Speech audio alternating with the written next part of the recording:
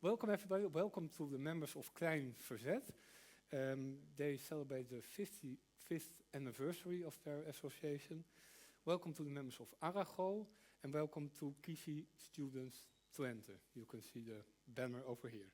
And of course a special welcome to Professor Arend Schwab. Bicycle Professor Arend Schwab, I should say. Arend Schwab works at the TU Delft. There he has a special bicycle laboratory where all kinds of experiments are done with bicycles. You will see a lot of interesting movies about these experiments. During his research, Professor Schwab realized that only few people have a clue of what they're doing when they're cycling. That's an interesting thought, isn't it? For a lot of people, they just jump on their bike and go and don't think what they're doing. If you start thinking about it, I think you will fall from your bike. We'll come to that later. Professor Schwab also discovered that cycling is a continuous balancing act. You're falling, but you're steering towards the fall, and then he will explain this all in detail. Very interesting. And worth mentioning is that Professor Schwab cooperated with Tom de Moulin, the team of Tom de Moulin, and with Harry Lafrijse. He helped to fit the bike for Harry Lafrijse. And that's why Harry won. Of course, he is a good cyclist, but this is worth mentioning. So, can we have a big hand for Professor Arend Schwab? You're welcome. Thank you.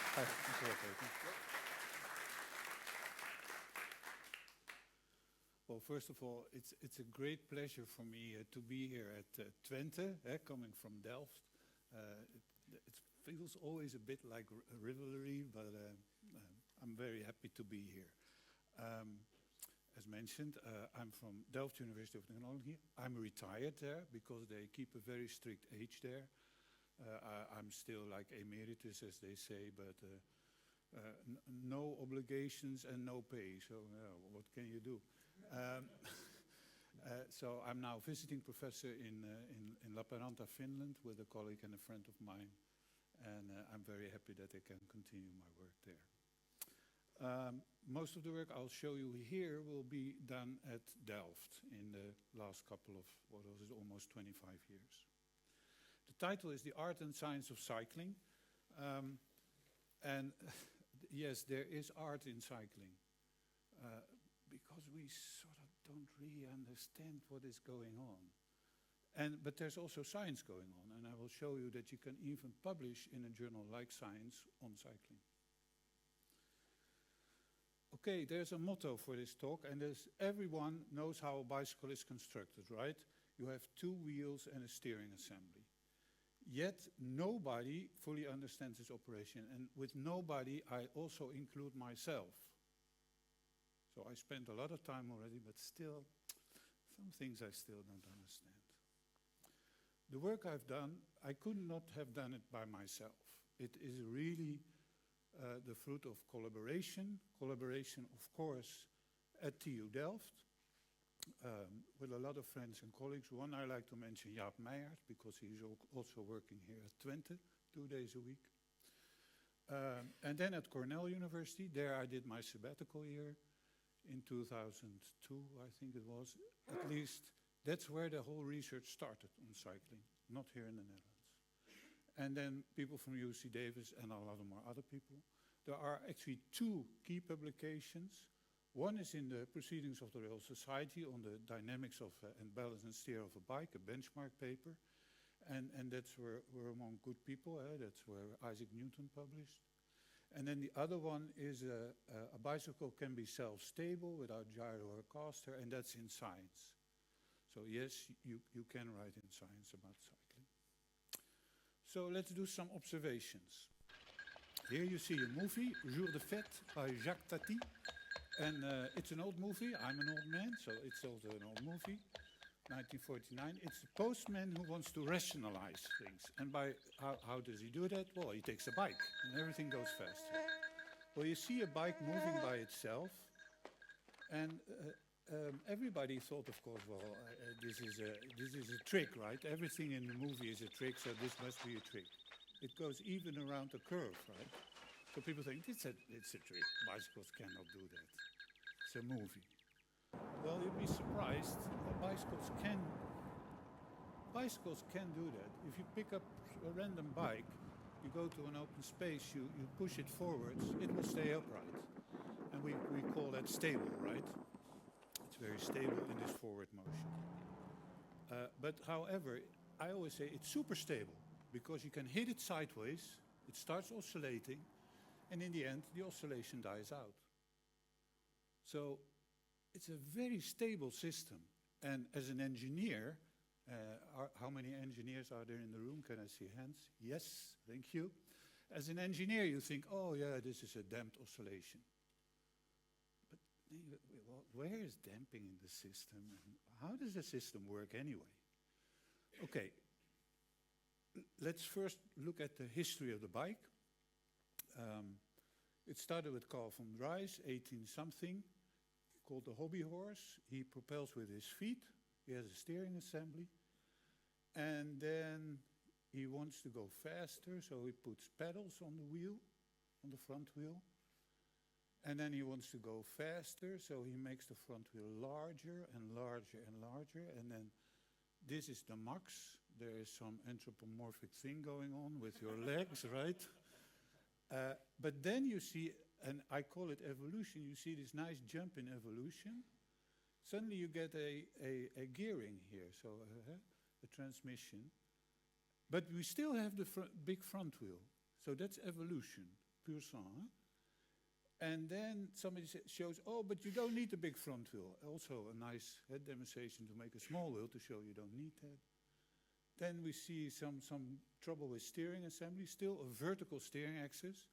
And now somebody solved this whole steering problem by slanting the steering axis a little bit. And now we have the bike as we see it outside. I mean, most of you ride a bike who has this layout, right?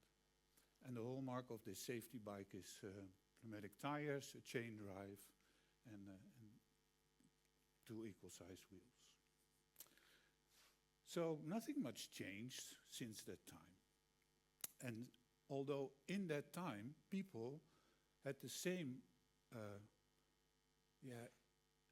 quest, like, why does this bike stay upright? And scientists in the UK, Whipple, and in France, Carvalho, had that same question. So they derived a model, and as simple as possible. So a lot of assumptions, everything's symmetric, rigid bodies. And then in the end, you come down to a very simple model with only 3 degrees of freedom, meaning the bike can move back and forth, it can lean left and right, and you can steer. And that's everything. Those are the degrees of freedom of the system. Note that under all these assumptions, the system is energy conservative. And if we look at that video we saw of that oscillation which damped out, then there remains the question like, energy conservative, damped oscillation, there's some friction going on there. What's going on? Anyway, they derived that model. Although the model has, as I write here, 3 degrees of freedom, lean, steer, and forward speed, the bike itself has 25 parameters, like the wheelbase, the size of the wheels, the mass, etc. Meaning that the family of bicycles is big. You can play around with all these parameters, and that's also what you see. You see recumbent bikes, you see folding bikes, all kind of bikes in all kind of sizes.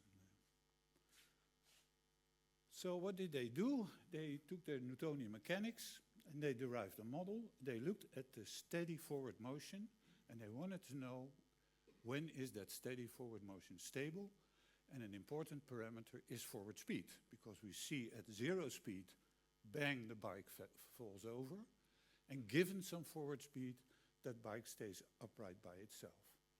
So we're going to investigate the dynamics of the thing using Newtonian mechanics, and we're particularly interested in the dependency of speed. So here you see mass times acceleration these are forces. These are sort of gyroscopic forces. This is gravity and this is centrifugal forces. You see 3 degrees of freedom, but for the straight ahead motion, the lateral motion and the forward motion are to the first order decoupled. So we get 2 second-order differential equations in leaning and steering and 1 in the forward speed. And it just tells you, oh yeah, forward speed is constant to the first order. And then we have nice 2 second-order differential equations for this lateral motion in leaning and steering. And here you see some numbers, not so interesting for now. Yeah, mass matrix is symmetric and gravity, it's very unstable, very negative. Bike falls over at 0 speed. We see this speed dependency here. So the equations, they are different for different forward speeds. And then we investigate it by assuming exponential motions. We get a characteristic equation, we get a characteristic polynomial, and we have, of course, 4 roots because we have 2 second-order differential equations, so we can plot those roots of the eigenvalues which show what type of motion do we have as a function of the forward speed. Now, if you're not really deep in eigenvalues and eigenmotion, that doesn't matter because the only thing you have to pay attention to is forward speed on the horizontal axis and the blue lines on the vertical axis and the 0. If the blue lines are positive, the thing is unstable. It falls over. But the moment the blue lines are all negative, the thing is stable. Negative exponent for exponential motion is a damn thing. And here we show that from a certain speed on, the bike is stable, exactly as we saw when we go to the car park. So this simple 3-degree of free model already shows or explains this speed-dependent, or shows the speed-dependent stability. Here you see a video. If you go too slow, so this is at unstable speed, then you start oscillating and then finally you fall down. And this is actually exactly what happens when you learn how to ride a bike. Because then you are afraid, you go slow, the thing is unstable, you oscillate and you fall down. Let's increase the speed a little bit, so we go to a speed where the thing should be self-stable. Again, we do the same experiment, we move forward, we have a lateral perturbation, and we see the perturbation dying out, and it's very nice, upright, stable. So yes, bicycles can be self-stable. Let's look at this self-stability. Where does the self-stability come from? And I always call it an auto-magic control, because to me it's sort of magic. So let's do maybe a simpler question. How do we balance a bike? How do you balance a bike? You move forward. That's it. For the rest, you do nothing. A lot. How do you balance a bike? Yeah, but what are you doing? Yeah. That's the result. Which actions are you performing?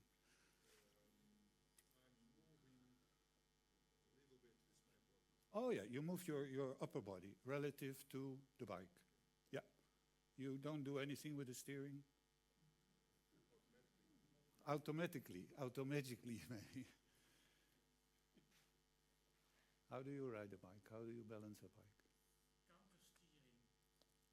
Oh, counter steering. So you do steering, where this gentleman is doing body lean. I ask these questions because we do not really know. It's unclear. When we ride a bike, we do things, but we have no idea what we're doing.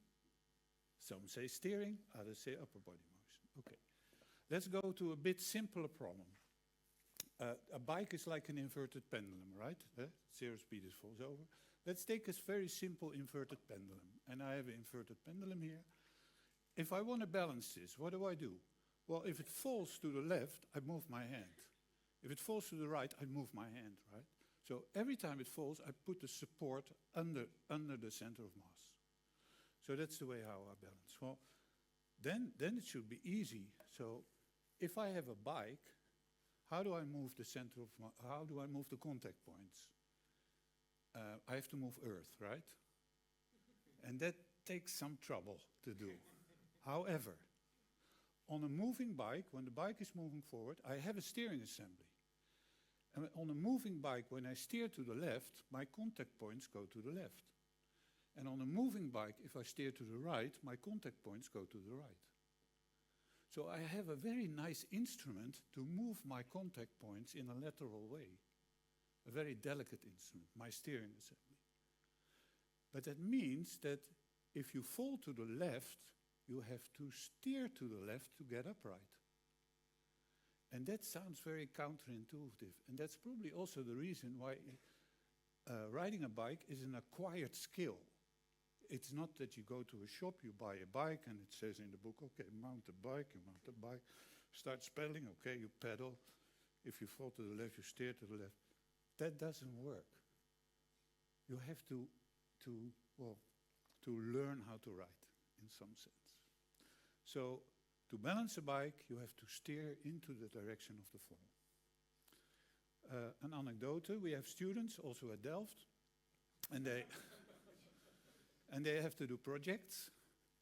And one is, in the old days, we had Lego Mindstorm, so that's Lego, motors, sensors, and a computer controller.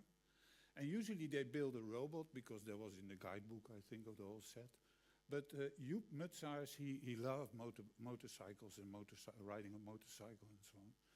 So he built a Lego Mindstorms bicycle with a steering motor, a propulsion motor, a sensor which senses that the thing is falling over, and a controller. Now, Joep was an avid motorcycle rider. He was good at it. So he knew what was doing on the bike to balance the whole thing. So he wrote a whole control program for it, and it didn't work. The thing fell over all the time. And he wanted to finish a project, so somebody said, well, somewhere in the back is a bike lab, and there's Schwab, you should ask him. I say, well, Joep, it's actually pretty easy. You have to steer into the direction of the fall, meaning that if you fall to the left, you steer to the left, and vice versa. Well, you have a steer motor, and that's probably a DC motor, where you put a certain voltage on. And then you have a sensor which senses that you're falling over, so it's a lean rate. And then you say, well, steer motor voltage is 8 times lean rate, or -8, or 10, or -10, or 100, or -100. Just fiddle around a little bit. First try to find a good sign, and then the magnitude, and then that should work. And then Joep stood next to me, saying nothing, just looking me in the eyes. I said, Joep, what's going on? He said, it's only one line of code in my controller. I said, yes. So Joep went away, and I think after 5 minutes, he came back with this video. And I think this is the living proof that you have to steer into the direction of the undesired fall. Thing stays nicely upright. And that's exactly also what you see when you do this video in slow motion. You see the bike fall to the right, you see fall to the left, steer to the left, fall to the right, steer to the right. So clearly it steers into the undesired fall. And by that stays upright. Okay. Remains the question, it steers in the direction of the fall because it's magic, or because there's some intelligence in the bike? Well, actually, there are 2 groups in the world who talk about this self-stability, and they say, so it's like with the Sneetjes and the Creatures, or the left and the right, or Delft and Twente. And, there are always 2 groups in the world. One group says, oh, it's very clear. Your front wheel is like a spinning disc. That's like a gyro. That's a gyroscopic effect.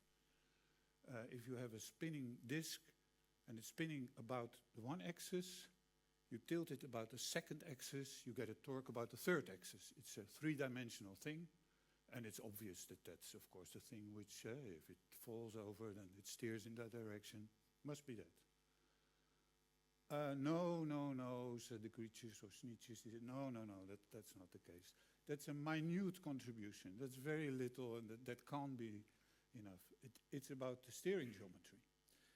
We have a steering axis, and the contact point is behind where the steering axis intersects the ground. So there's what we call a trail, a positive trail. That contact point is trailing behind the axis, and you can compare it to this caster wheel which you have on your shopping carts or your desk chair, or these caster wheels, they also have this positive trail. And that is the reason that if you tilt the bike, it steers in the right direction, and therefore it's self-stable. Okay, let's go to the first group. Well, the first group is among good friends, in the sense, Klein and Sommerfeld, in around 1910, they wrote a book on gyroscopes. So Klein, famous from the Klein bottle. Sommerfeld, nominated 81 times for the Nobel Prize. I'm still waiting for the letter. I mean, and Fritz Noether, the brother of Emmy Noether, helped in writing that. So they wrote Theorie des Kreisels, Theory of Gyros, and it's a 4-volume book. Some of you, if I look at the grayness of hair, probably have it on their shelf. It's this wide, and the 4th part is about applications. And of course, if you are in gyros, wherever you look, you see a gyro, right? So they looked at the bike and said, yeah, there's a gyro. So they started to explain what the gyro effect does on the bike. Well, they knew their classics, so they knew about Whipple and Carvalho, and they say, we will show here that by leaving out the gyroscopic effect, that the thing can never be stable. Okay.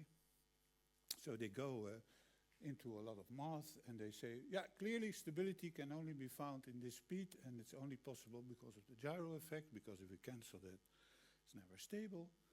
However, my colleague and friend, Jaap Meijert, found 2 sign errors in the book here, in this derivation.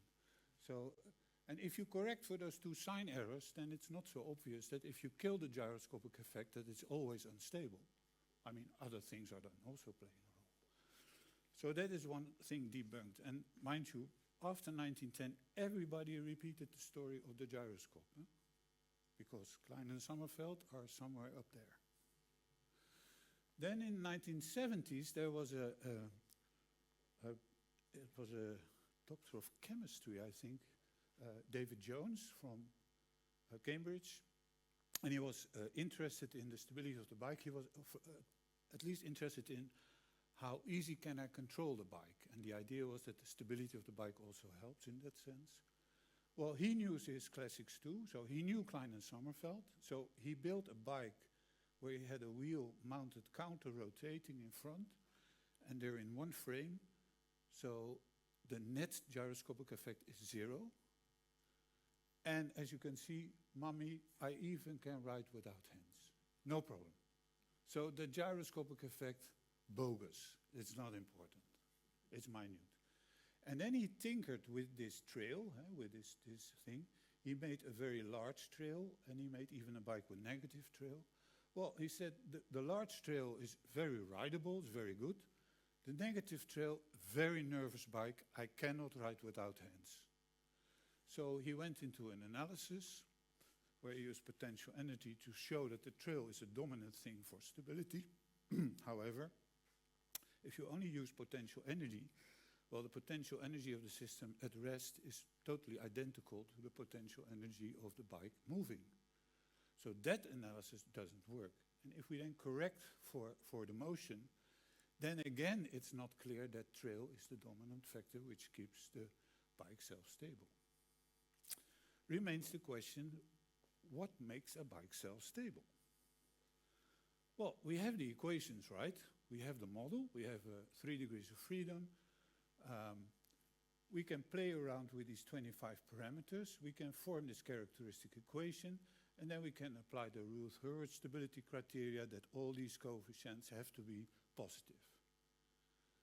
Now, if you put all these symbols into the equation of motion, you derive this one and you write down these coefficients, you probably can paint all the walls of all the buildings here at Twente.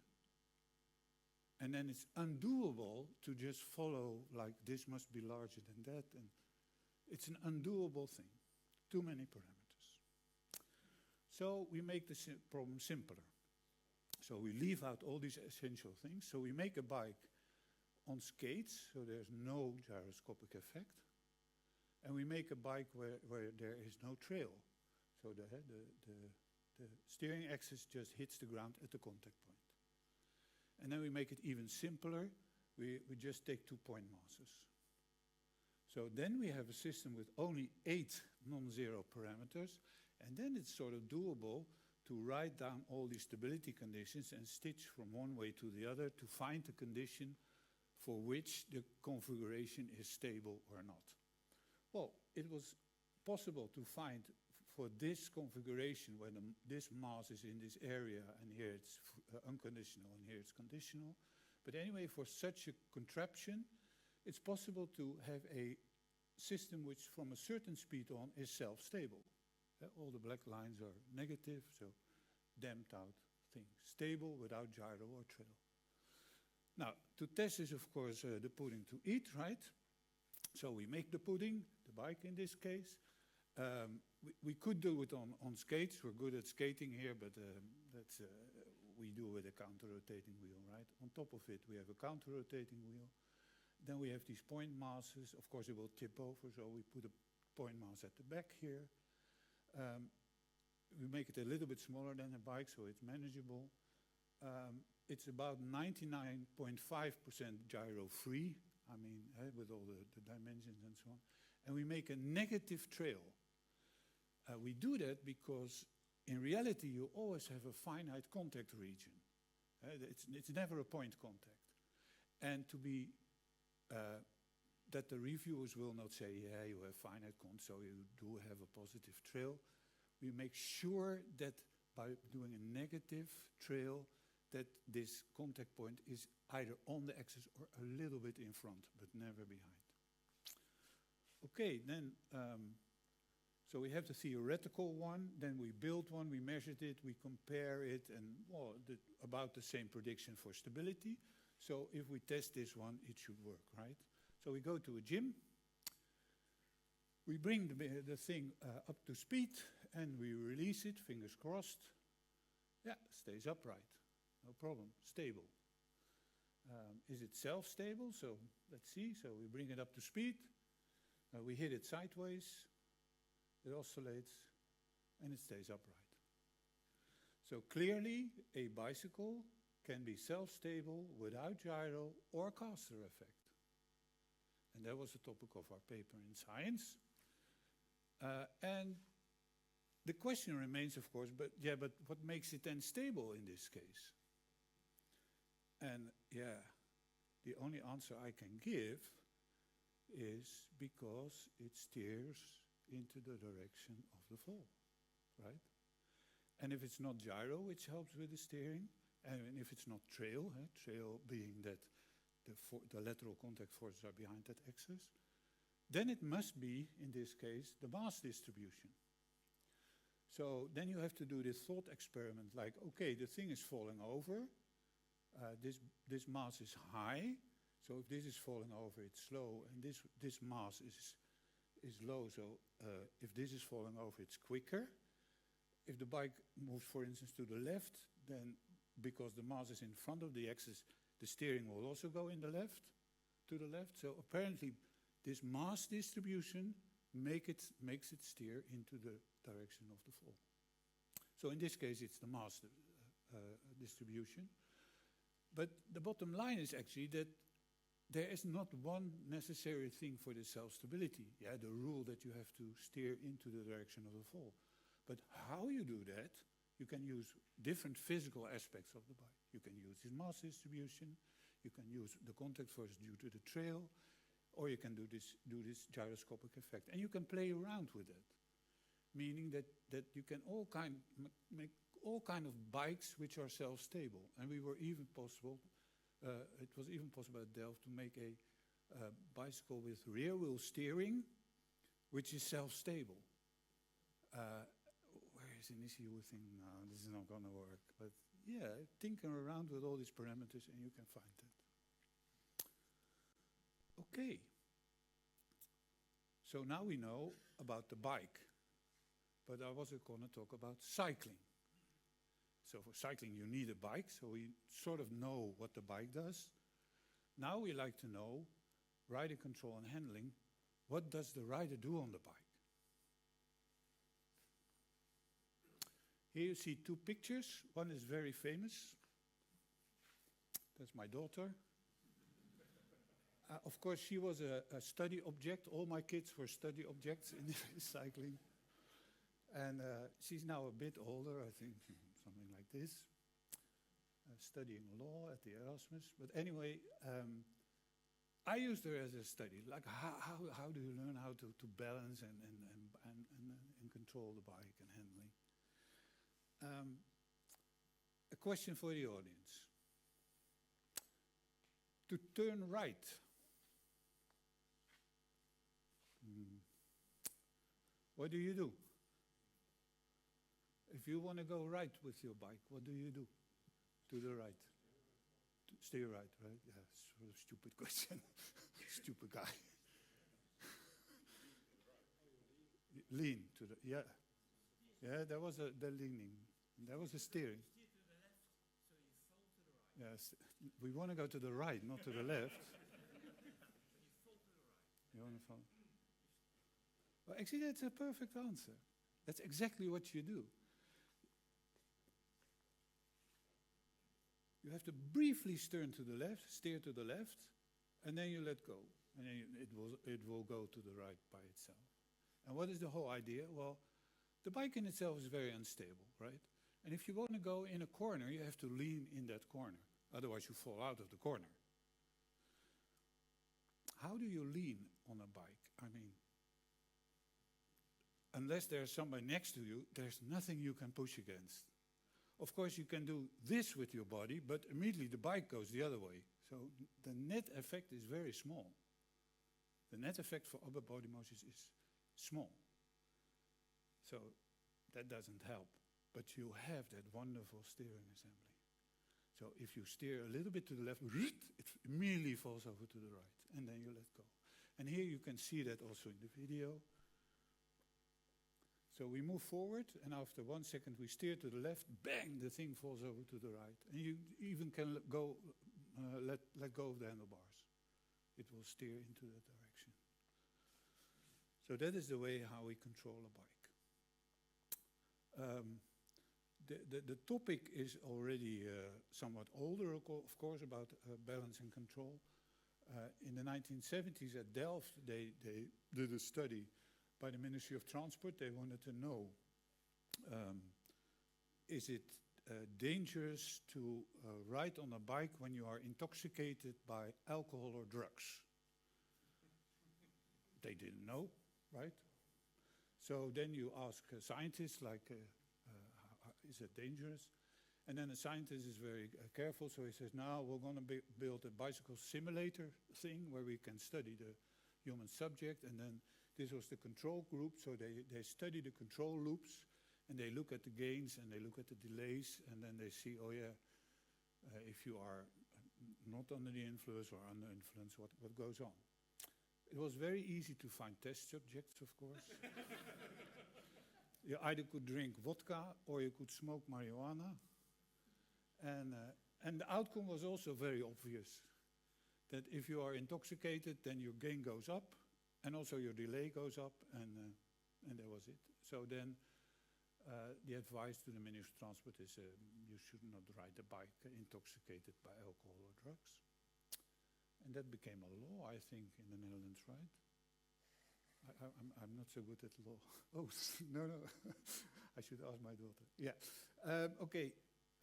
Then after the 1970s, nothing happened on the research on bicycles in the Netherlands or even in the world, I would say. However, on these other vehicles, the motorized two-wheelers, a lot. So in the 1970s, especially in the US, a lot of accidents happened with motorcycles.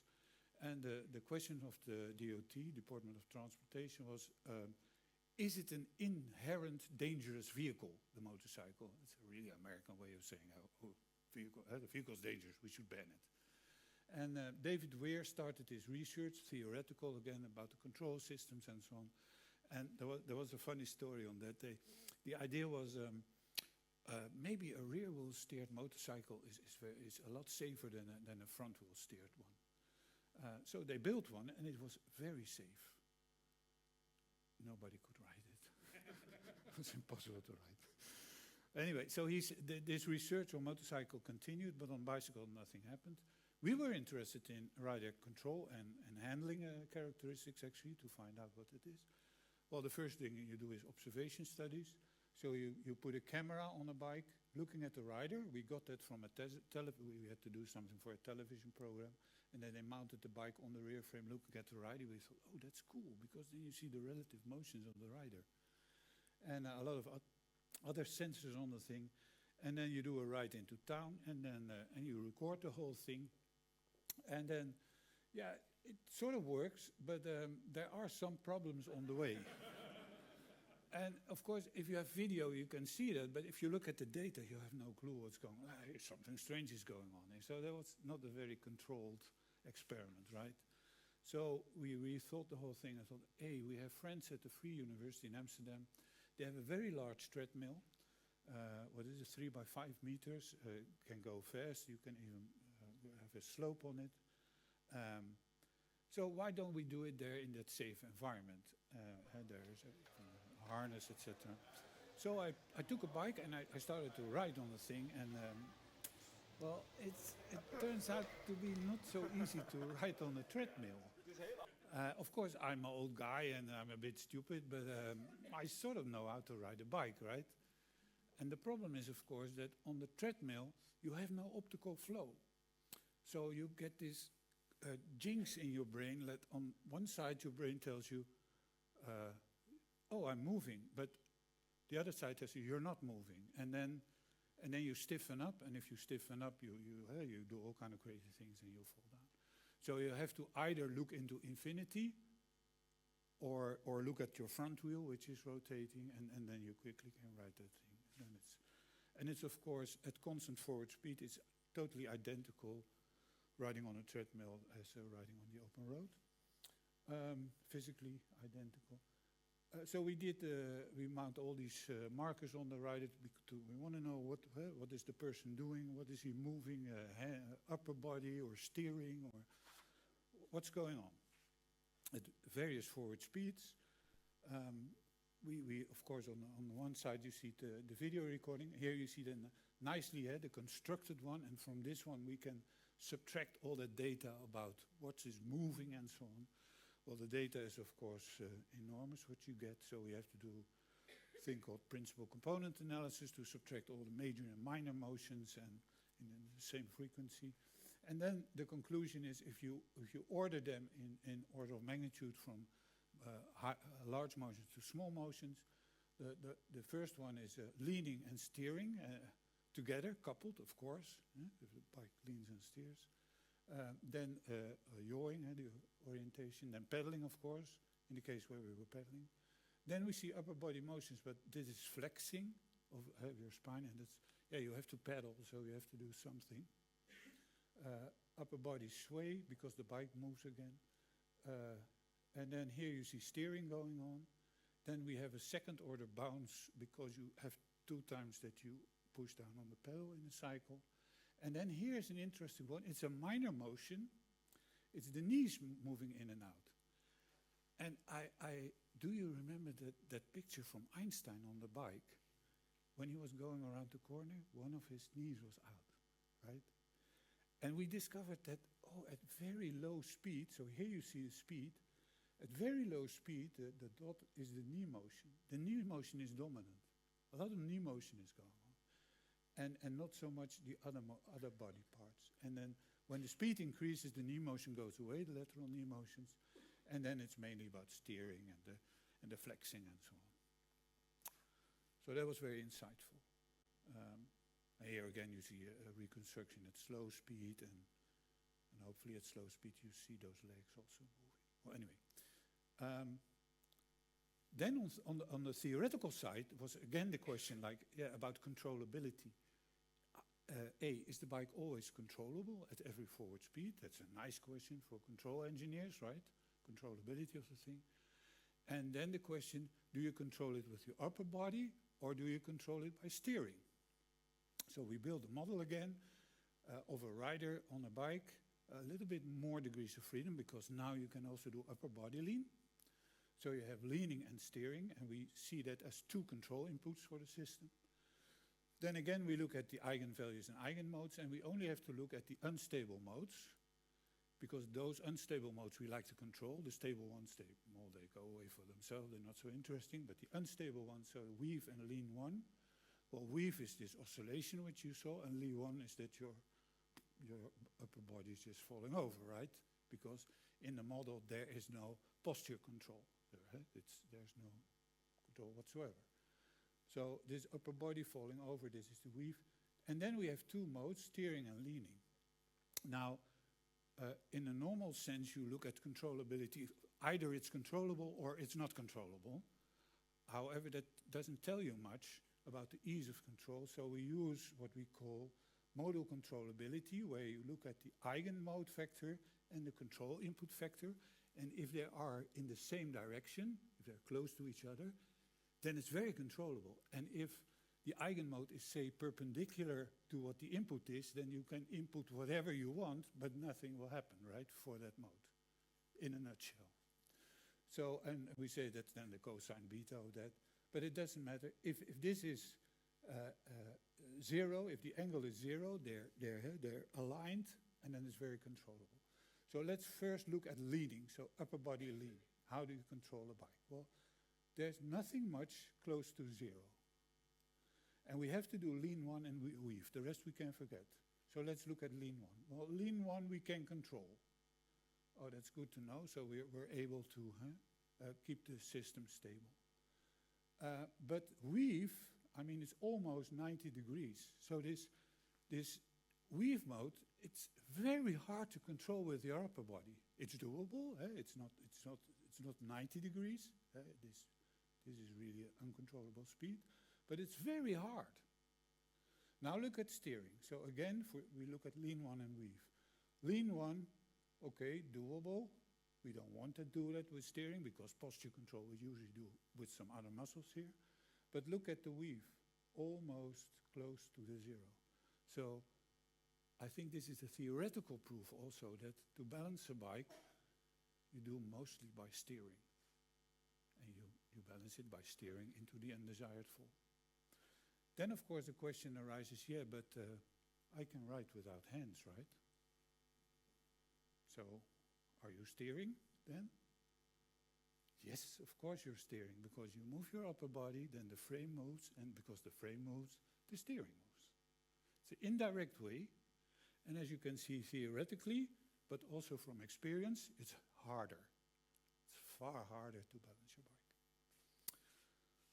Okay. So we had a paper in science, and I thought, okay, I can sit down and the money will come. Nothing happened.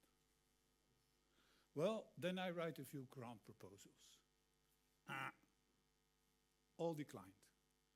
The main commentary of the review was, cycling, that's an old thing, nothing interesting there. There's nothing interesting in cycling. That's no research topic. Our luck was that people were dying. So people are dying on their bike. And it becomes more and more people. If you look at the statistics, all modes of transport, the seriously injured and the deaths in traffic go down, mission 0. But the mission 0 for the cyclist goes the wrong way. It goes up, up, up. Of course, it also has to do with exposure. More people getting older, people stay longer on the bike, so there are more people cycling, more kilometers made, etc. But even if you correct for that, then still it's a line which goes up. Then you look into detail, what are these seriously injured and death in traffic? And then we see 80% are elderly, and 75 of these accidents are single vehicle accidents. So they do not get run over by a bus or a truck or a car, they just fall over. And they either get seriously injured or death. And if you're older and you get seriously injured, mortality is usually within 3 years from that or something like that. So also those seriously injured are very important cases. And if you then think, oh, they are just falling over, then the answer is, of course, very obvious. Oh yeah, but a bicycle is a very unstable thing. You should ride another thing, a tricycle or a quadricycle or I don't know, quadruple. Some things with more than 2 wheels. However, I think we can all agree that a bicycle is a wonderful thing. It's versatile, it's light, you can easily move around, it keeps you fit and so on. So we like to keep that bicycle. Although if now the bike would be introduced, probably it will not be allowed on the road. Yeah? That's another story. Okay, so we did a number of studies. And part of these studies was on the consumer side, and another part were on the sports, in an elite sports side. On the consumer side, we had that question about e-bikes and safety. The Ministry of Transport usually puts those questions to SWOF, Stichting Wetenschappelijk Onderzoek Verkeersveiligheid. And SWOF got the question like, hey, we see a lot of accidents with the elderly on the e-bikes. E-bike is probably unsafe. What is going on? Should we ban the e-bike?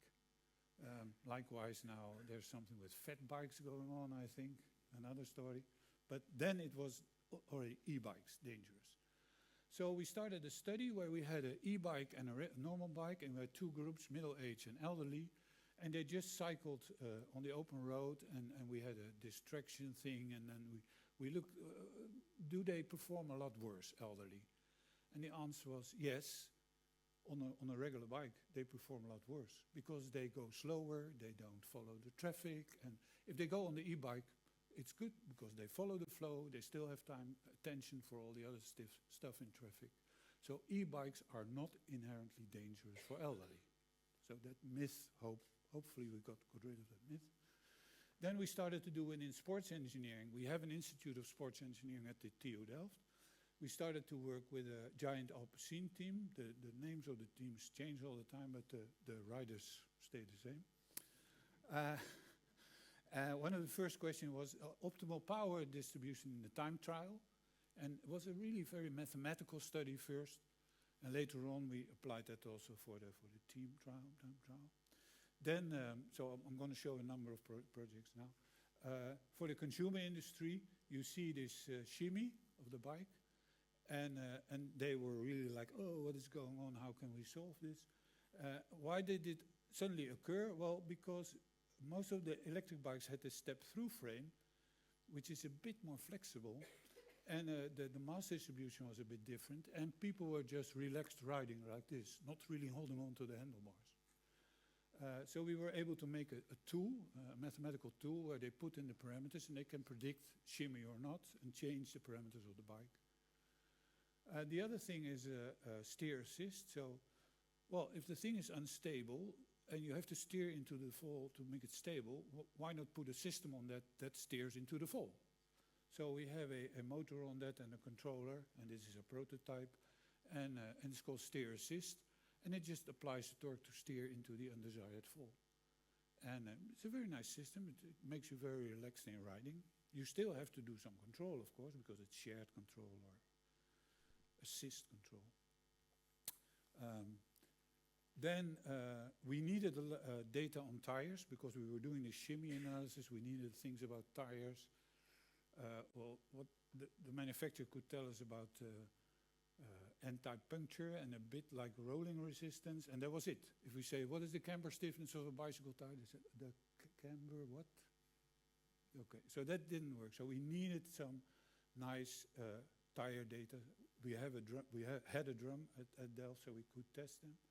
Then again, for that elite team, we did the team time trial, the optimal team time trial. I think the first time it was executed in the Giro, where Tom Dumoulin won, if I'm right. But anyway, for that team, we did this optimization.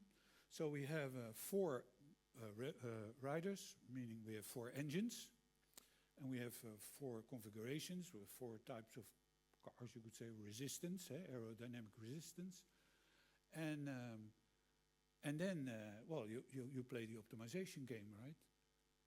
because you have resistance of the front guy, and then all the guys behind, they have different resistance depending on how tall all these guys are. And so it's a beautiful optimization problem.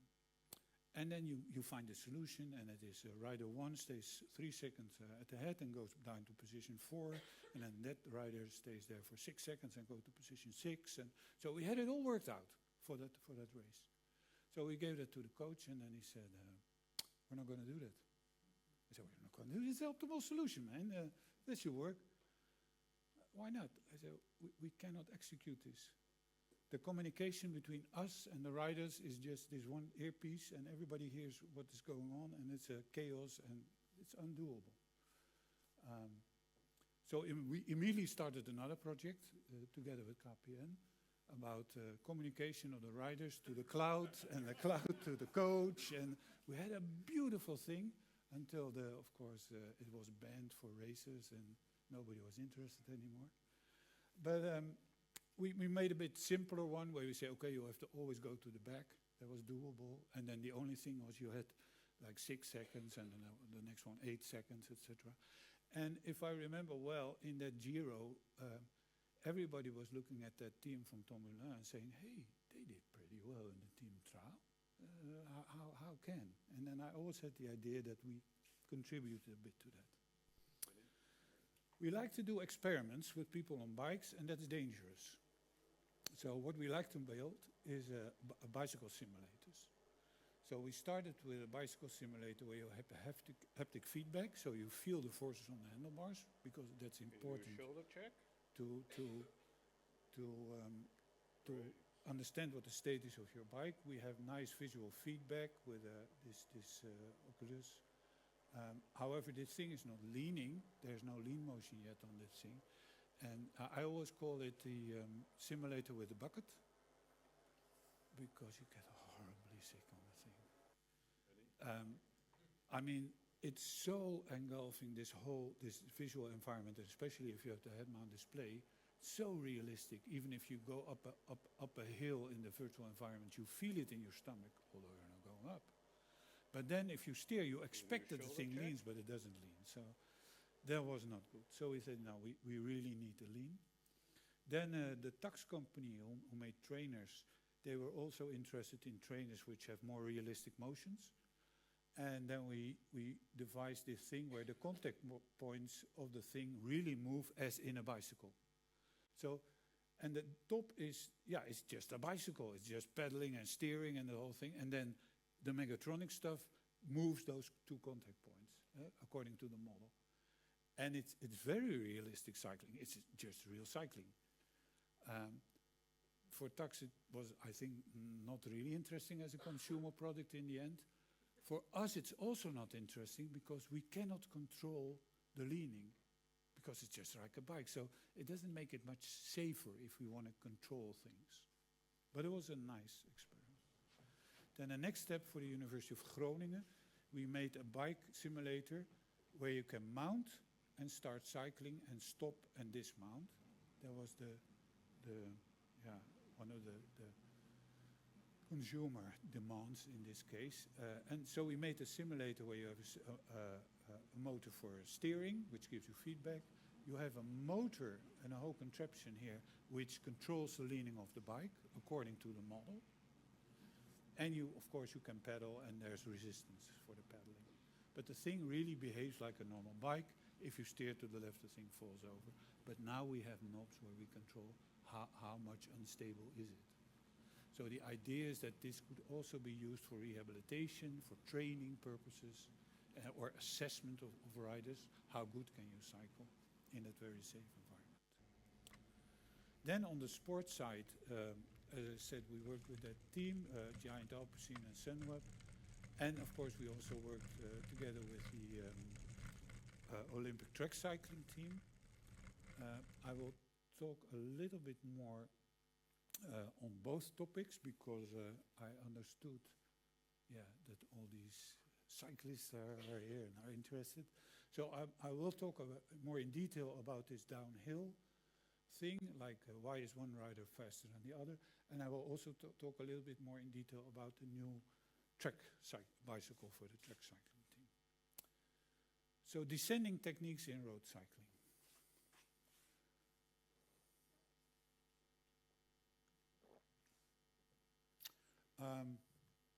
The thing was, why do we look at descending techniques? Well, in this video, I think shows why you have to look at it. That's what happens, right? Especially in descending. And then if you want to train a cyclist for descending, how does it go?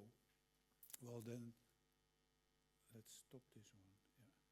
Yeah. If you want to train a cyclist, then what do they do? Well, the first thing is, well, Piet is very good at descending. So, Jan, follow Piet. Yeah, follow Piet.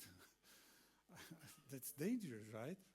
You have no clue what Piet is doing. So, yeah, you can follow him, but it doesn't work. Then you look into the literature, and yeah, the literature is very dispersed. There are all kind of things about you have to do this and you have to do that, and that's the best, but still, what do you do?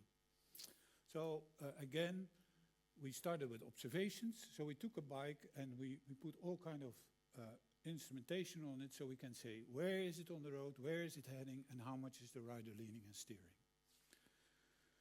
For that, we instrumented the bike, all kind of things, for the leaning, how much power was going on, that was not used, by the way. The braking, how much are they braking and which brake, how much steering is going on. Of course, speed, video, image, also very helpful.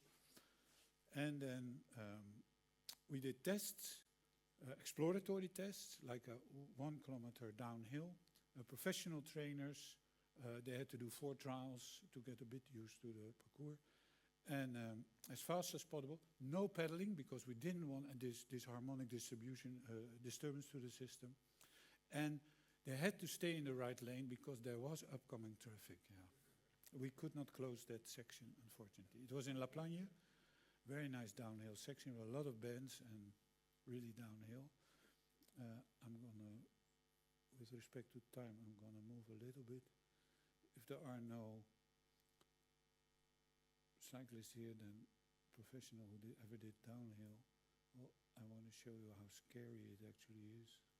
It's horrible. I mean, these things. And then they say, yeah, follow him. Oh, that's undoable. So what we did, we measured, and then, of course, you can rank all the riders. As a baseline, we take the fastest is the baseline. That's we call it. And then we plot what others are doing in relation to that baseline. Are they faster or slower?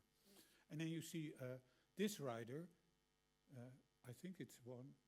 I'm colorblind, so I don't know what it is. But this rider, in the beginning, he goes faster, right? A lot faster, but in the end, he loses it.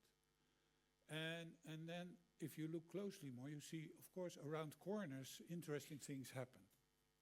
So let's focus on the corners.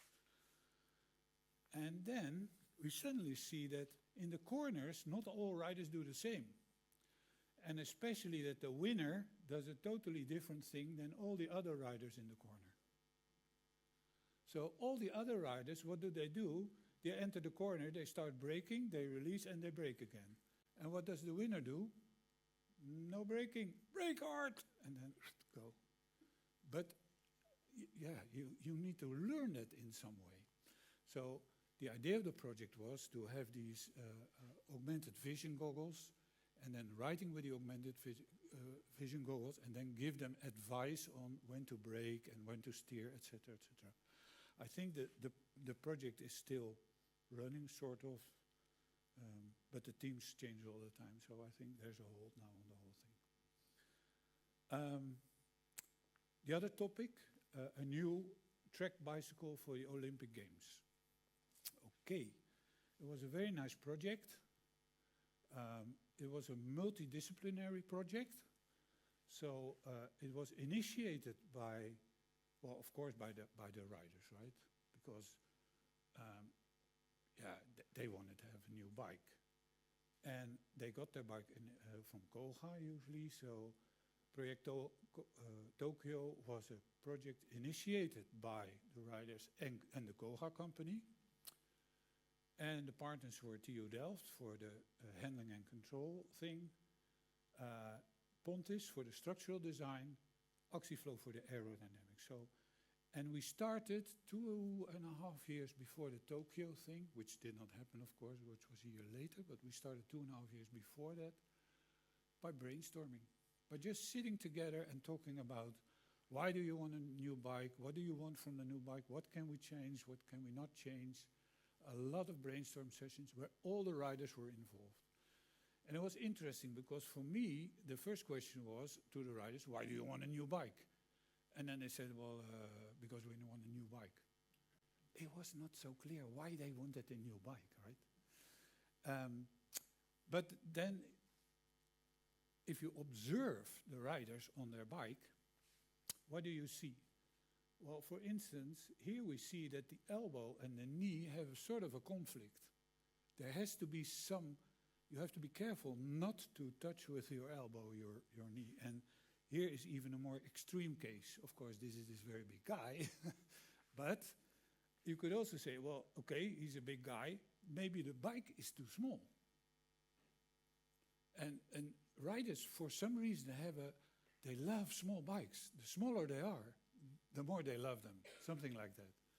So we said, well, let's do some bike fit together with, of course, the aerodynamic guys and the physiological guys. So what we do, we measure their power output, we put them in an aerodynamic good position, and then we fit them, do a bike fit that we say, well, these are the interfaces should be here. The saddle must be here, handlebars must be here, and the pedals must be there. And we did that individual for every rider. Also until they felt comfortable, right? And you see the difference between the original one and the new one. On top of that, so this is maximizing the power output, because if you have to put your attention to motion control of your elbows, etc., that eats away your power, right? That you don't want to control it. There was also for the ladies, of course, same story. Then there was a thing about handling. There was a rider who said, well, if I ride with my Koga, my current Koga bike, on the track, and if I ride at the bottom, between the lines, and I start accelerating, I have trouble staying between the lines. It's hard for me. The thing is very nervous. But if I ride my Look bike, then, this one, then it's no problem. So there was a difference between his personal Look bike and the Koga bike which he got from the Olympic team. So then we investigated the bikes, and we looked especially, of course, at the handling. And in this case, we look at the dynamic steering stiffness, being if you apply forces at the handlebars, what do you feel at various forward speeds, at various frequencies of steering? And we noticed that this Koga bike has a very low dynamic steer stiffness at a certain frequency behavior and a speed. At higher speed in this case. And then we looked at the Look bike and we saw that, well, it's about the same here. For the speed region, there's this dip which you cannot get rid of. And then we said, well, if we build your new bike, maybe we should try and mimic this one. So we did that. The new bike had a steering assembly layout such that the handling was almost the same as from his Look bike. Well, now the very exciting thing happens, of course, because then the new bike is there, and then they start riding. And you, as an engineer, you hope like, okay, I hope it works, right? You have no. It's a first. It's a first we did with this team, and about all this handling, and actually before the introduction to the press, when the riders saw the bike, the first thing they said was not like, "Oh, what a beautiful bike!" Yes, they said, "Ooh, it's very big." And then, of course, we said, oh, trust me, I'm a doctor. It works. And I think the living proof is this, right? The Tokyo was postponed for a year, and then we had first the World Championships in Berlin, and it rained gold medals, right? And to be honest, it is so beautiful to work in sports engineering. And that's mainly because of those gold medals. Because you cannot buy a gold medal. You can only win it. And winning a gold medal is a mythical thing. And that's also very nice with that sports engineering we have in Delft, that we work on these mythical things like winning an Olympic game, winning gold medals. And of course, the reign of gold medals continued at the Olympics and at the EK, etc., etc. So I was very lucky to be able to contribute to that. Okay, that was in a nutshell the work I did the last 22 years, I think, on cycling. Thank you. Thank you. Thank you very much.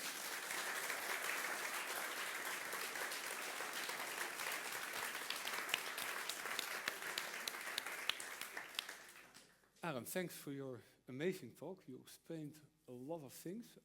Very exciting. Can we see the downhill movie? I think the speed cyclists and I myself am also curious. It's 1 kilometer, so 1 kilometer. it doesn't take too long. It's 1 minute. 1 minute. I think we can watch this 1 minute. Then I take the microphone and I can ask my first question. Actually, it's a question from Klein Verzet. What happens with the when the curves are wet, when it's raining? Then the cyclist has to take into account slippery. What does he have to do? Shall we first watch the... Let's first watch yeah, for 1 minute. and maybe you can comment it a little bit. Well, as you can see, there's of course an ideal line where he takes the corners. Mm-hmm. But you see, did you see the knee move? Yeah. The left knee? Yeah. So apparently that minute balance control with knee motion is also done in elite cycling, and also, but opposed to that, he's not moving his upper body, right? Because he wants to keep apparently in line with his frame. Again, There was someone coming uphill with a bus. Of course, the braking you don't see here. That's only in the graphs which you saw.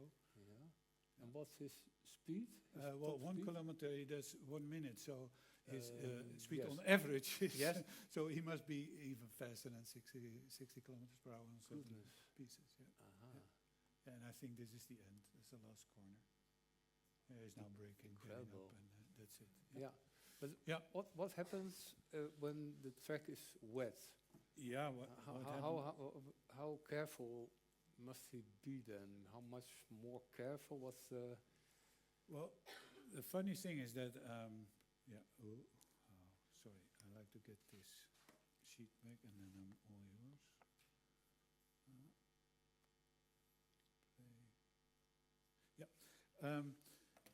yours. Of course, everybody knows when it's wet, it's more dangerous, right? Mhm. Because the amount of friction you have between the tire and the road, when there's this wet, this third body in between, Yes. or dust can also be Yes. the case, right? Yeah. Gravel or Little dust, stones, gravel, yeah. stones. That's a dangerous situation. And as a rider, you have to do like a sort of an assessment. While you are riding on the road, you have to assess how good is my contact with the road. Yes. Because the moment you lose contact with your lateral contact with the front wheel, it's gone. Yes. And Yeah. why? Because, well, you have to balance, you have to steer, right? And that's the whole story. There's nothing going on. Yeah. As a sideline, we humans, we in some way, we do system identification as we cycle to feel what the friction is Yes. on the road. Yeah. We do that. We are very good at it. And I spent 4 months a year also in Finland, of course, and some of these months it's winter. And then that's dangerous, cycling at the winter, especially in Finland, because there's a lot of ice and snow, so Yes. packed ice, and then on top of that snow. Yeah. If it's fresh snow, it's nice. If it's a bit wet, it's super dangerous. Mhm. But they have a solution for that. They have studded tires. So I have studded tires on my bike. With spikes. Spikes, Yes. yes. Yeah. Okay. Yeah. And then you would think, oh, now I'm in business. But again, my brain, when I was cycling in the beginning, I still had the idea, oh, I cannot make this corner. So your brain tells you cannot do that. But if you just steer, your tires tell you can. Mhm. Yeah. Yeah. As an experienced cyclist can feel actually through I the think- wheels. Yeah, What the I think you situation? feel what is going Yeah, on. yeah, Yes. yeah. And Yeah. also with experienced racers. Are there any questions from the audience? Yes, first, thank you for your fantastic presentation. How do you stabilize while standing sur place? Yeah, that's a good question. While standing, what? Sur place. Surplus. What is that? Yeah, I don't know what the Dutch word for is, but Surplus? it means that you cannot move from the spot where you are. Aha. Sur place. Here. Yes. Not okay. there. So, yeah, there are actually what you see. People they turn their handlebars, right? They move a little bit, I think. Huh? Yeah. They and use their cranks also. exactly. So I have a fixed gear bike also, and then you can cycle backwards and forwards, and then if you cycle backwards and forwards and you have to steer almost perpendicular, then you can move your contact points laterally. And again, the whole solution is I have to move my contact points. So in this way, you are able to move your contact points laterally. Yes. Thanks. Mhm. Okay. Thank you. There you are. I was wondering, thanks again for your presentation. I enjoyed it very much. I was wondering, with the descending movie, you discussed the knee movement again, but when I remembered your slides, you were telling us that it's more dominant at lower speeds. So I was wondering if you found some interesting things there. Yeah, it's a good question. Yeah.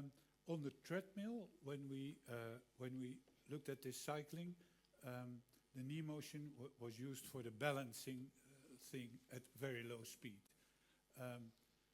And it was not seen at higher speed because, well, then the steering, also theoretically shown, the steering is a far easier way to do it. In the case of what's going on with the cornering, I think it's more a case of you want to have your maximum grip of your bike. And you also see it in motorcycle racing.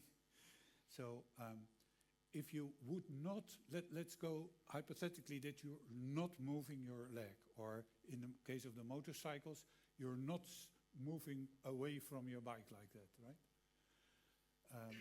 Then the whole system has to go at a smaller angle to the road, right? Yeah. However, you don't want that, because then you are losing your lateral force ability for cornering. So actually you like to keep your bike as much upright as possible. So what do motorcycle riders? They lean with their body outside, and what do cyclists? Apparently, well, they move their knee and not so much their upper body. Mhm. I've never seen a elite cyclist moving really with his body like that in the corner. Uh-huh. But they do it in. Thanks. Does that answer your question? Yeah. Okay. Thank you. Arend, another issue with going downhill, there are cyclists who will, when this is a saddle, they will sit behind their saddle, they lean like this.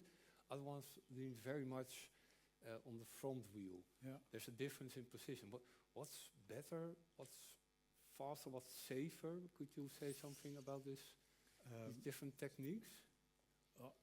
I don't know what is better. I do know in going downhill what is safer. That you want to have a bit of a equal distribution of the forces on your rear and front wheel tire, Mm-hmm. and therefore, if you go downhill, you have a tendency to move a little bit more backwards. Mm-hmm. Otherwise, there's a danger if you brake there, you topple over. Yeah. So yeah. therefore, you want to move your center of mass backwards on the bike. Yes. Yeah. That is one of the things. Why riders want to move forward, I don't know. Mm-hmm. I have no clue. We should ask them. You want to go faster, and then of course you make yourself as small as possible and elongate it as possible. Yeah. Of course. Yeah.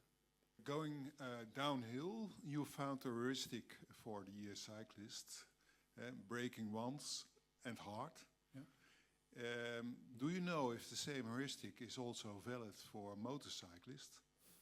No, I don't know, because I did not study motorcycles, and I did not look at the literature of this braking.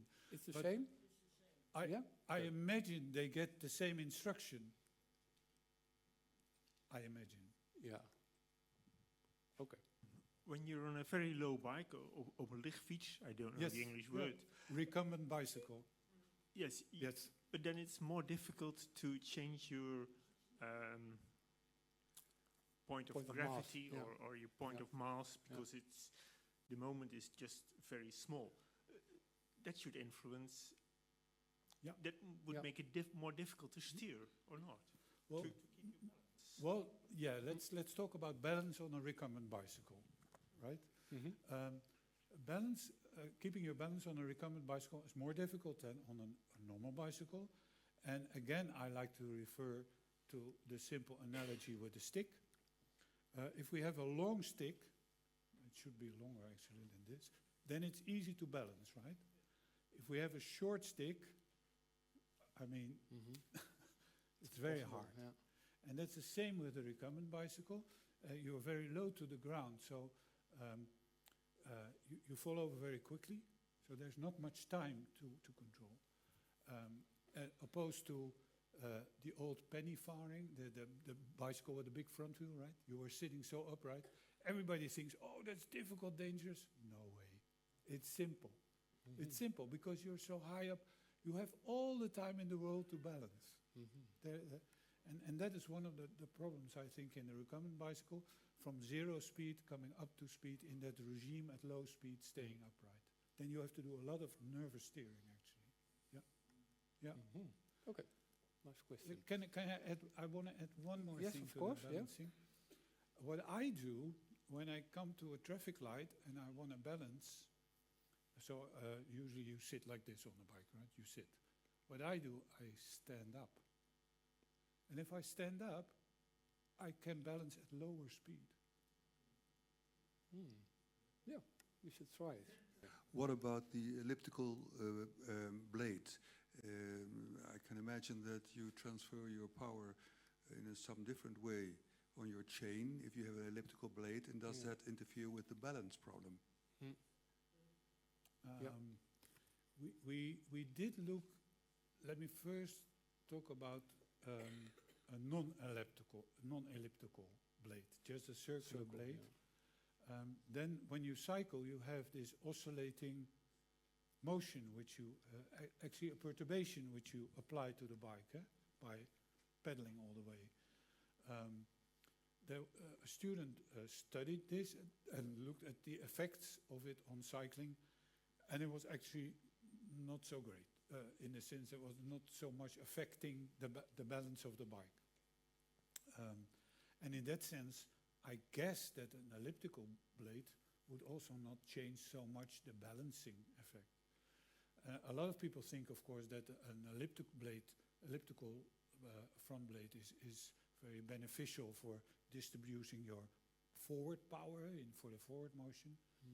But again, it doesn't matter so much if you have an elliptic blade or a circular blade. It turns out that we humans are so good at adapting ourselves.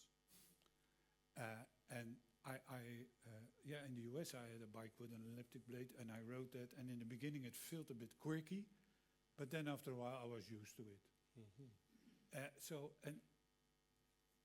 There's not so much difference going on. Okay. Yeah, you said that humans are very good at adapting. Do you think a robot can drive a bicycle? Are they Absolutely. Are they able to drive bicycles already? Yes, there is a famous on YouTube a movie from a Japanese guy. Yes. And then you see a robot. He's first standing still, and then he's really starting to cycle, and that small robot is cycling. When we saw the video, we thought, "Hey, what the heck? Who is this? Where does it go? A paper?" Well, of course, Japanese there was no paper, but we contacted via finally the researcher. It turned out to be that he was a researcher in robotics, so he was very interested in robotic motions, but he also liked cycling. And then he thought, well, maybe it's fun to put my robot on a bicycle. And then he started to reading our papers. Really? Okay. I was like, oh, so he did. And then he read the papers, and then he sort of understood what was going on. and then he made it bicycle robot. Then we wrote Yes. a one-line algorithm for the robot, and then Well, he that just was a started. bit more complex because it was Yeah. a real robot. Yeah. Okay, go ahead. Nowadays, we see faster bikes, heavier bikes, more bikes on our bike paths in the Netherlands, and we all want to stay safe. Regarding your research, what would be your advice? What's important if we want to stay safe paths? Yeah. Thanks. Yeah, it's interesting to see all these different vehicles which are now emerging, right? It started, of course, with the e-scooter, the electric scooter you stand on, which it's not allowed on our public road, but anyway, you still see that. And of course, the fat bikes and more vehicles are there yet to come, I think. And it's interesting, are they safe, yes or no? And we have a whole system here in the Netherlands who RDW and who are testing them. And there are people with a hoverboard who want to be on the road, and all kind of beautiful mostly electric assisted vehicles, which are very good for the first and last mile in public transport also. However, we are very cautious in the Netherlands, and we sort of ban all these strange vehicles. I find that a bit unfortunate.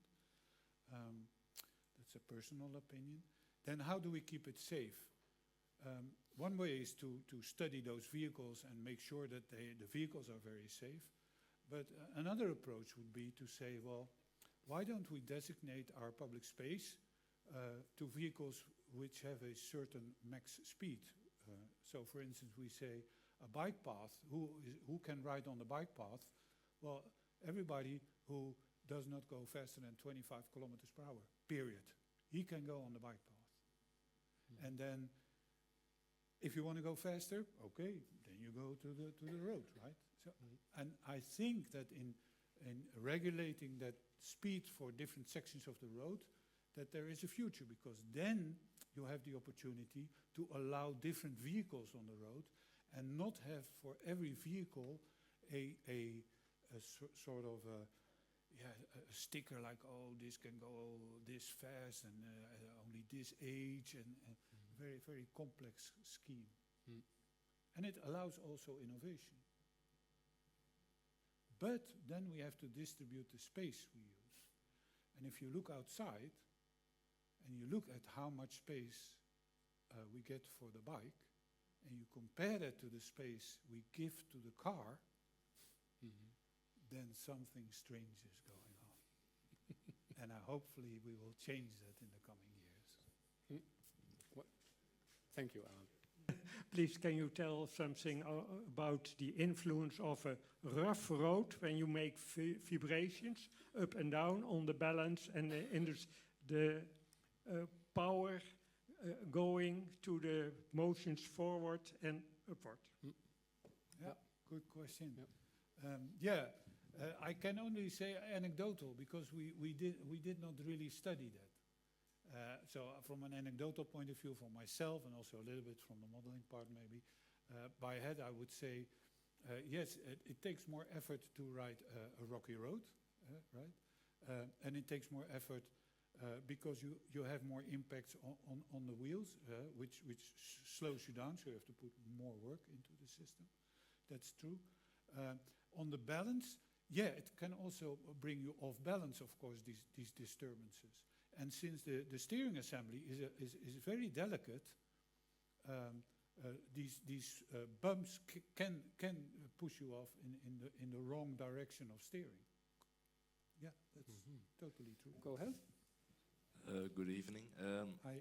I'm more interested in mountain bike point of view.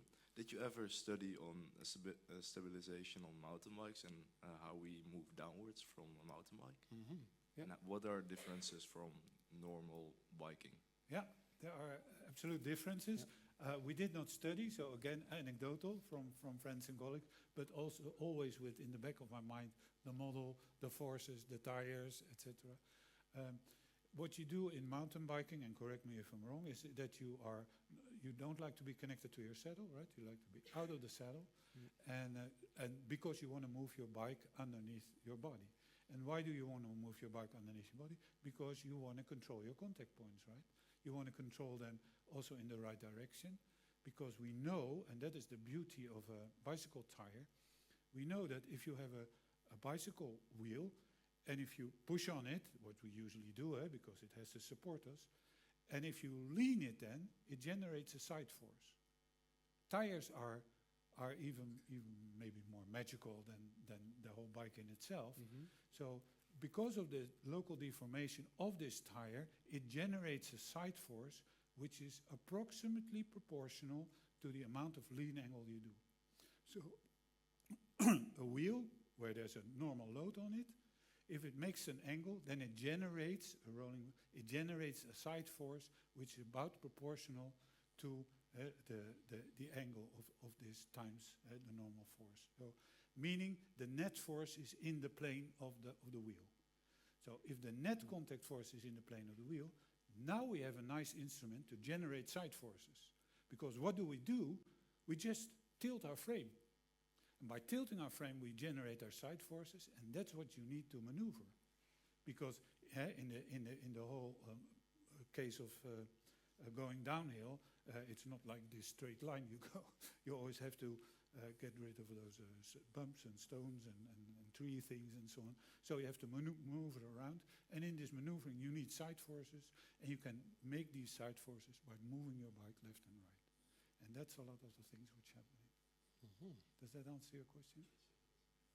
Yeah. Cool, thanks. And many more questions. Yeah, go ahead. I would like to continue on that last question, because I find that such an interesting difference between how you move mountain biking and like the motorcycle racing, where mountain biking you really try to move the bike underneath you while you yourself stay upright above the contact patches. While with the road race descending, we saw that they move together with the bike, and if you go to like motorcycle racing, they really lean into the corner away from the bike.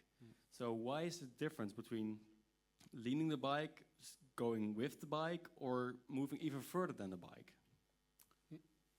I don't know. Thanks. I don't know. I can hypothesize on it, of course, and if you look at a motorbike and a rider, the two entities together, that's the system, and you have a rider and you have the motorbike, then and then you look at a bicycle and a rider, then I see an enormous difference in mass distribution. So in the case of a motorbike, I see that the most of the mass is the bike, and a little contribution is the rider, right? And if we look at the bicycle, it's the other way around. Most of the mass is the rider, and the bike is just a little mass. And probably the answer is in that. Therefore, we see different behavior. Yeah, okay. Yeah. Well, in the motorcycle, you also have, of course, the crown, tires with a crown radius, so you can move your contact points laterally. But that's details. Let's not get into that. You go to one of the final questions. Yes. I can easily stand on one leg. Yeah. And keep my balance for several minutes. Yeah. But as soon as I close my eyes, I fall. Yeah. However, I think that if I cycle and close my eyes, I will not fall immediately. I'm sure. Are you also sure, Arend? Or we can try it. We will blind you. I like your question. It's a very good question. At least I think it's a question in disguise, right? It's how come? Yeah. Let me introduce the answer by a little bit story. So in the beginning, we were, when we talked about handling and control, we were totally interested, like, what are you doing on the bike? How do you control the bike? Are you moving or steering? And what sensorial information do you need on the bike? And with sensorial information, I mean, of course, your eyes, because you see the horizon, and you know a bit about how your posture is. So the combination of the two tells you about the configuration. You have this vestibular organ where you can sense accelerations, so that also helps you in orientation. Then, what else do we have? We have our handlebars. We know the forces we feel the forces on our handlebars. And that tells us also a little bit about the configuration. And we feel the forces on our butt and a little bit on our forces, on our feet, not so good, but the butt the main is the handlebars. So we have haptic, we have visual, we have vestibular. And my question was, what do you need to write? So, well, again, to test the pudding is to eat. So what do? I took my kids, and of course, yeah, I was the one who was cycling. I said to my kids, yell if I'm hitting a tree or something like an object. And then I started cycling with my eyes closed. Perfect, no problem. You can balance. You have no clue where you're going, so I needed the kids, but you can write. That's no. And then I made it difficult, so eyes closed, hands off the handlebars, right?